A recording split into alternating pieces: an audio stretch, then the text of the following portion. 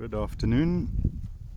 Today is the 28th of November, getting towards December. We had rain last about a week ago, and the cow's condition has changed rapidly since then. We brought this herd across to this farm yesterday.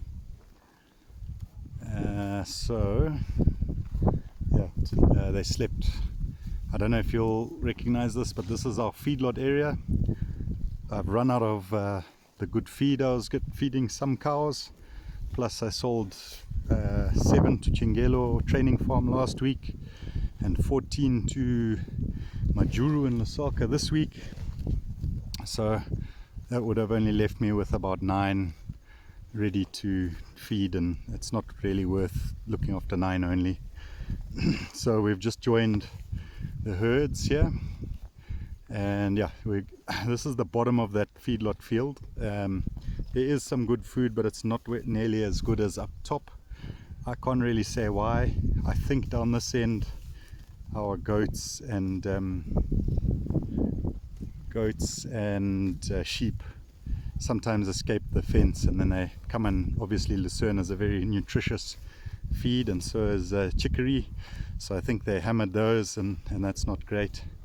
This is actually one of the ones we want to sell. It was supposed to go to Majuru, but it escaped because we couldn't fit it on the truck, but we'll get her fat. Going back, so we haven't really been down here either with the feedlot. The cattle have been up near the top. They've finished putting poles. I put plastic yesterday, and there's one more line. I'm going to put plastic insulators, and then I'm going to start sleeping when the cattle come to this area at night, rather than being slept in a paddock, which is just under those big trees where our dip tankers and everything. Not a dip tanker. We've got a spray race. We've never used it. We just use knapsacks. They'll sleep on delicious food down here, and the reason why I'll hammer this place, I want to get rid of the grasses. I want chicory and lucerne to have as much chance as they can, although down here we've got a lot of this stylo, which is a natural legume. So I hope the wind's not too bad. I thought I'll just come and take a video. So we've joined all the herds back together. There were sort of 3 female herds. There was the feedlot, the main breeding herd, and then the winter calving herd. They're all now back together, which makes a herd of about 350 animals, including all the calves. 190 calves, so you can work out how many cows. We are going to bull some of these in December, especially the sort of 2022s that were, most of them came up empty as first calvers. We understand that.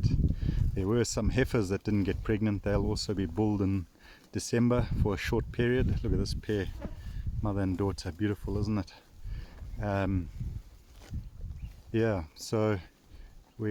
And then the main herd will get bulled in March, probably around the 10th of March. I'm trying to bring it a bit forward because I feel they're too fat when I put the bulls in March. They've had the whole growing season. So this was all very high with grass and chicory and lucerne, and you can see they've mown it already. They came out 14, the first time this field has been grazed for a very long time. The last time was when it was raining, sort of March, April, and since then it's just been growing, so it needs to be impacted quite heavily. You can see a lot of dung coming.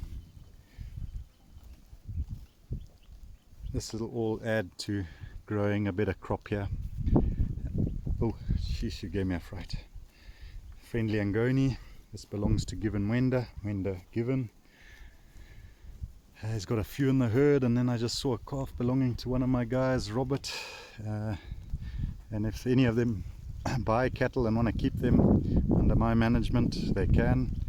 And a reward that I use is every 3 years of service. If there hasn't been problems, I give them a weaner heifer, which can stay with the herd. A lot of my staff have already had that, but I was leaving to Livingston, and I said I couldn't take them with me, so a lot of people either sold theirs straight or took them to their villages. But yeah, here's some Dexter crosses, looking quite good. That's a Dexter out of a Sussex Boron cow, so she's losing condition quite quickly, but her calf is growing very nice and strong. Yeah, I'm not going to get around the whole herd probably, since it's a big herd now. But yeah, they came here at 2 o'clock. They're going to stay here the whole night. How's that for a weaner? Probably Tule Cross Ngoni or something like that. Look how fat that is for a weaner. My goodness, full of grass. Okay. Beautiful, great condition. Lost my thoughts, but yeah, you can see the fence poles are ready. I'm going to add wire, and actually I've put another one down at the bottom.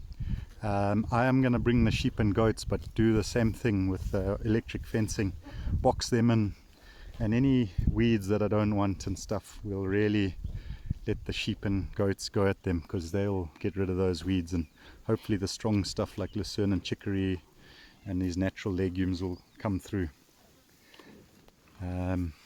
Yeah, some beautiful cattle. There's 102. Hope she gives us a nice calf this year. That's 34. We see her. Hope she gives us a nice calf. And the one behind her, I think, is 09, 1709. Another very nice cow, which has given us a calf every year since I bought her. Hope she gives us something special. Yeah, you can see, look at the grass they're eating. There's chicory down here. There's quite a bit of chicory. So they're not so interested now, because they've had a full day on the Dambo. There've been no cattle out on the farm, really. I had the small heifer herd, which is my winter bulling herd.